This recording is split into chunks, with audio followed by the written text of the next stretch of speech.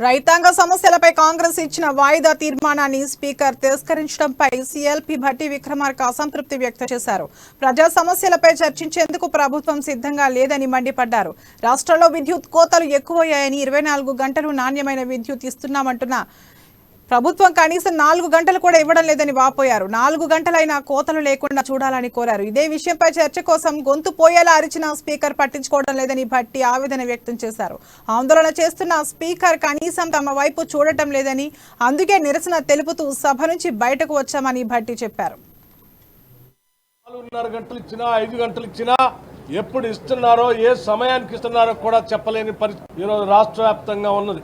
దీన్ని దృష్టిలో పెట్టుకొని కాంగ్రెస్ శాసనసభా పక్షం నుంచి రాష్ట్ర రైతాంగ సోదరుల కోసం, వ్యవసాయ రంగాన్ని కాపాడటం కోసం ఈరోజు కాంగ్రెస్ శాసనసభా పక్షం నుంచి అడ్జర్న్మెంట్ మోషన్ ఇచ్చి ఇది అత్యవసరమైనటువంటి అంశం, దీని మీద మాట్లాడాలని చెప్పి మేము సభలో అడ్జర్న్మెంట్ మోషన్ ఇవ్వటం జరిగింది. దురదృష్టం, సభలో గౌరవ సభాపతి గారికి పదే పదే మా గొంతు పోయేటట్టు అరిచి పెట్టుకొని దీని మీద మాట్లాడాలి, రాష్ట్ర వ్యాప్తంగా ఉన్నటువంటి రైతాంగ సోదరులు ఇబ్బంది పడుతున్నారని